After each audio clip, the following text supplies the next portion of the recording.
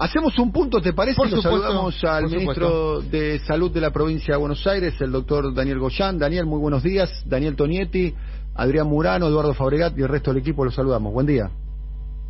¿Qué tal? Buen día. ¿Cómo estamos? Buen día, Daniel. Bien, muchísimas gracias por atendernos. Bueno, cronograma de vacunación, provincia de Buenos Aires. ¿En qué momento se va a vacunar el primer o la primer bonaerense, Daniel?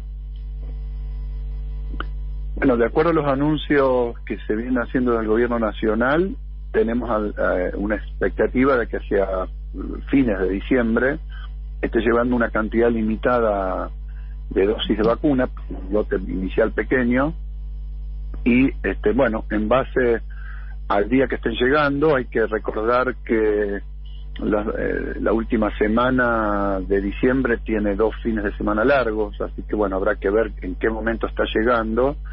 Empezaremos, si las recibimos un poquitito antes, en esos días, y si no, ya directamente comenzaremos en enero, ¿no? De acuerdo a la fecha que esté llegando ese lote. Y luego, esa cantidad de vacunas va a ser principalmente para determinado tipo de personal sanitario y algún otro tipo de población que se está analizando. ¿Cuál sería la prioridad? Probablemente algunos adultos mayores en contexto de residenciales de ancianos, geriátricos, etcétera, porque son pocas dosis, así que para la provincia nos tocarían unas 120.000 de esas primeras, ¿no? Así que ahí comenzaríamos a vacunar al primer bonaerense, ¿no? Sería última semana de diciembre, eventualmente si llegan un poquito antes que eso, y si llegaran durante esos 3 días que son fines de semana, que es un fin de semana, una semana muy acotada en días hábiles, bueno, pasaremos ya directamente al 3 o 4 de enero, calculo. Bien, Daniel, ¿y qué cantidad de dosis se van a aplicar de vacunas? ¿Y en qué momento, voy a tratar de ser preciso con la pregunta, corríjame si me estoy equivocando, en qué momento se va a llegar a un porcentaje de inmunidad aceptable entre la inmunidad natural del virus, de aquellas personas que lo contrajeron y ahora tienen anticuerpos, más la inmunidad inducida de la vacuna? Bueno, uno tiene, aquí hay que ver 2 cosas. Primero, la vacunación de los grupos vulnerables para bajar mortalidad. Eso es lo más, es el primer paso. El primer paso de la vacuna es vacunar los 5.750.000 bonaerenses que tienen comorbilidades, son trabajadores esenciales o muy expuestos, o mayores de 60, para bajar la mortalidad, porque obviamente sobre esos sectores es donde más se ensaña la enfermedad. Esa etapa, si nosotros tenemos las vacunas, pensamos sería ideal en marzo, porque incluye a docentes, con lo cual podríamos comenzar las clases en una forma de presencial muy cuidada, porque los chicos sí se van a poder contagiar. Los que van a estar protegidos son sus familiares con comorbilidades y adultos mayores en sus casas, y los docentes y los trabajadores de las escuelas. Ese sería el primer paso. Luego se continúa al ritmo que podamos, de acuerdo a la cantidad de vacunas disponibles. Nosotros podemos vacunar entre 2 y 3 millones de personas por mes en la provincia de Buenos Aires con el COVID, además de todo el programa nacional de inmunizaciones. Con eso nosotros iríamos avanzando hacia disminuir drásticamente la circulación del virus, hasta llegar a 12, 14 millones de habitantes en la provincia de Buenos Aires, es decir, idealmente hasta un 65, 75%, porque no estaríamos vacunando a los chicos, inicialmente a las personas menores de 18, por eso hablamos de 12 millones de dosis. Ahora, si podemos, como parece ser que durante el año la Organización Mundial de la Salud ya va a autorizar también vacunar a menores de 18 años hasta una edad que todavía no está definida, obviamente ya avanzaremos en la etapa de tratar de restringir la circulación del virus al menor nivel posible. Eso va a ser 2021, pero va a haber circulación del virus. 2021 todavía no empezó y tiene 12 meses. ¿Hay algún periodo del 2021 que se supone que entre la inmunidad de rebaño y la inmunidad natural y la inducida se va a llegar a un porcentaje aceptable? No, obviamente aceptable sí, pero obviamente que durante el 2021 va a haber todavía circulación viral y Bien. según la posibilidad que tengamos de empezar a vacunar para el inicio del frío, va a haber una especie de rebrote durante el frío. Lo que pasa es que ese rebrote, si ya tenemos protegidos a los sectores vulnerables, va a ser sobre sectores a donde la enfermedad no se ensaña y produce casos graves mayoritariamente, ¿no? O mortalidad. En el 2022 es muy probable que esta vacuna ya pase a formar parte del calendario obligatorio y gratuito. Entonces, en el 2021 no va a ser obligatoria. En el 2022, seguramente, ya lo anunció también el Ministro de Salud de la Nación, o muy probablemente ya esta vacuna pase a formar obligatorio parte del quiere decir para todos, para adultos, del para programa todos. nacional. Y mire, la verdad es que va a haber que hacerla durante muchos años, por lo menos por arriba de los 6 años, por lo menos seguramente para casi toda la población, porque es la única manera de ir bajando en forma drástica la circulación viral y en todo caso restringirla a aquellos sectores que le produce muy poquititos casos graves. Daniel, en relación a esto, dábamos la información hace un ratito porque ocurrió hace unos minutos que el investigador principal de la Sputnik V, Alexander Ginsburg, dijo que la inmunidad de la Sputnik dura 2 años. Sí, desde el primer día que nosotros tomamos contacto con la Sputnik, acá en la provincia de Buenos Aires, allá desde el mes de agosto y luego el 7 de septiembre tuvimos la primera reunión con el fondo y con las autoridades del fondo, ellos ya tenían una expectativa, una hipótesis de 2 años de duración. Obviamente que la pregunta que surge es ¿cómo pueden saber si todavía no pasaron los 2 años que están aplicando la vacuna? Recién van por 6 meses, 7 meses. Porque en realidad los que están, esta hipótesis se hace sobre la base de vacunas que han usado la misma plataforma anteriormente. Es una vacuna que tiene plataforma que ya han sido usadas en otras vacunas y tienen esa expectativa que con esa sumatoria de usar 2 vectores es muy probable que dure 2 años. Ahora, a ciencia cierta, esto se va a poder constatar dentro de 1 año y medio más, porque hay que ver 2 cosas. ¿Cuánta inmunidad queda a nivel de anticuerpos activos en títulos altos y anticuerpos neutralizantes del virus? ¿Qué quiere decir? Que cuando entra el virus ya tiene una cantidad de de anticuerpos importante que lo bloquea prácticamente. Pero también hay otro tipo de inmunidad que se llama inmunidad celular, que son las famosas células T. Esa inmunidad lo que hace es como que hay un sistema de alerta precoz. El cuerpo ya tuvo contacto con anteriores vacunas o con el virus y entonces reacciona más rápidamente y forma anticuerpos más rápido. ¿Cuál es la importancia de esto?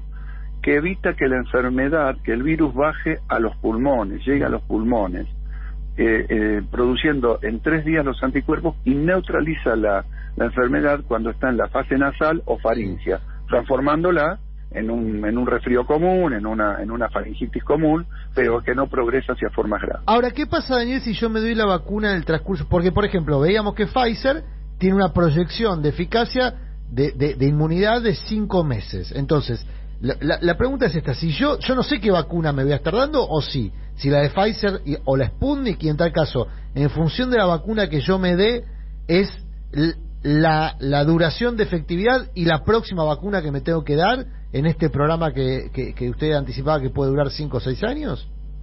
Claro, lo que sucede es que cuando nosotros tomamos una vacuna para cortar cadenas de contagio en una pandemia, lo que demore los títulos, los que duren los títulos de anticuerpos altos, es secundario a la necesidad de cortar la cadena de contagio. Pero yo voy a saber qué vacuna me están dando. Claro, por supuesto. Usted va a saber, y con el tiempo se sigue, de los millones de personas que se vacunan, se van siguiendo miles y miles para ver con una muestra cuánto tiempo le van durando los anticuerpos. Entonces, la de Pfizer ahora se está hablando de 5 meses. Probablemente por ahí después descubran que dura más, y hay que ver cuánto dura la inmunidad celular y la inmunidad humoral, que se llama, que son las de los anticuerpos.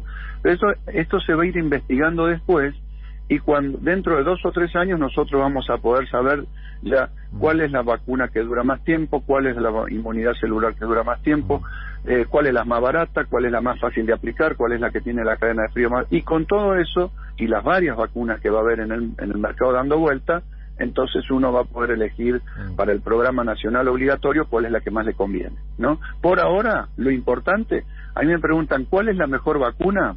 La mejor vacuna hoy es la que, teniendo, por supuesto, su seguridad demostrada y su eficacia demostrada, aunque sea para 5 o 6 meses, la primera que llegue. Esa es la mejor vacuna hoy, porque para la pandemia. Después la mejor va a ser la que tenga un montón de otras virtudes superiores a la competencia, digamos, ¿no?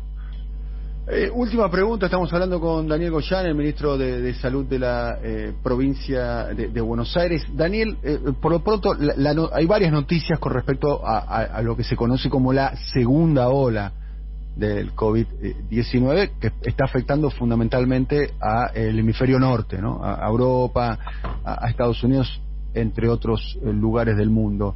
Y en particular en Alemania, un país que podemos decir que de Europa Occidental pudo surfear bastante bien la primera ola. En Alemania se conoció un testimonio público de Angela Merkel, de la canciller, de la jefa de Estado Alemania, apelando de alguna manera a la responsabilidad social de los alemanes. Y por otro lado se anunció el cierre de las escuelas y los comercios declarados no esenciales hasta el 10 de enero, porque se estaba produciendo un récord de contagios, inclusive superando cantidad de contagios y cantidad de víctimas a la primera ola. Pregunto, y la pregunta bien puntual, digamos, ¿qué se sabe de la segunda ola europea en referencia a lo que puede llegar a suceder, como bien lo anticipó usted hace minutos conversando con nosotros, que la segunda ola va a llegar a la Argentina en el periodo invernal? Sí, fue muy fuerte la imagen de Angela Merkel suplicando, juntando las manos en forma de ruego y pidiendo y suplicando a la población que eviten, porque la mortalidad está aumentando, están en 500, 600 fallecidos por día. Fue muy fuerte esa imagen. Cerraron todo, como están cerrando en casi todos los países. Francia logró controlar un poco con un cierre masivo, muy fuerte de todo. Italia lo mismo, Estados Unidos en algunos estados también. Miren, la segunda ola, yo decía recién, de aumento de casos en la Argentina, cuando venga el invierno va a haber aumento de casos. El tema es si logramos vacunar antes y que eso no se traduzca en mucha mortalidad, en mayor mortalidad. Es decir, tener protegidos a los que pueden pasar mal con esta enfermedad. Pero según el aumento, mientras haga frío, la gente esté más encerrada y por alguna otra cuestión que todavía no conocemos del virus, cuando venga el frío va a haber una tendencia a subir. Pero cuidado, porque en estos últimos 5 días, 6 días, venimos observando en la zona AMBA y en general en el conjunto de la provincia un aumento de casos. No si medimos semana a semana completa todavía, porque recuerden que tuvimos 2 feriados, fin de semana muy largo, y entonces eso alteró un poco las cifras. Pero estamos poniéndole mucho el ojo a eso, de que los últimos 5 días contratados con los similares días de la semana anterior, tuvimos un aumento de casos, y le estamos prestando mucha atención a la consulta del 148 de personas que tienen síntomas, que después de venir descendiendo muy bien, ha hecho un rebote. Y eso se expresa después, 10 días después, 12 días después, en cantidad de casos. Y por ahora, con la ocupación de camas, venimos muy bien, con un descenso que no es tan veloz como veníamos observando, pero que estamos, imagínense, hoy tenemos en la zona AMBA ocupadas 458 camas tenemos ocupadas, 458 camas con COVID cuando llegamos a tener 1.254. Pero recuerden que siempre el impacto del aumento de casos se ve en las camas recién entre 15 días y un mes después. Así que estamos muy alertas, porque si llegamos al invierno con un piso de casos muy alto, aunque sean bajos en relación a lo que sucede en el invierno, no es conveniente. Entonces estamos haciendo realmente, porque vemos que hay un relajamiento, vemos que la gente no se está cuidando bien, y andan sin barbijo algunos, otros con el barbijo debajo de la nariz o debajo de la boca, que se están juntando demasiado, que no están respetando juntarse por burbujas, ahora vienen las fiestas, etcétera. Así que estamos llamando nuevamente, mañana vamos a hacer un llamado muy fuerte de la conferencia de prensa de la provincia, vamos a estar reunidos también con Nación. La verdad es que no nos podemos relajar, realmente sería una picardía. Daniel, como siempre, muchísimas gracias, muy amable por esta comunicación en la mañana. No, gracias a ustedes. Un abrazo grande. Daniel Goya. Un abrazo, Daniel. Un abrazo también, interesante la nota, ¿no? Sí, Adrián? Bien, porque aparte pudimos sacarle punta a varios temas que están hoy y van a estar en la agenda acá a fin de año, sobre todo porque se están esperando con mucha expectativa.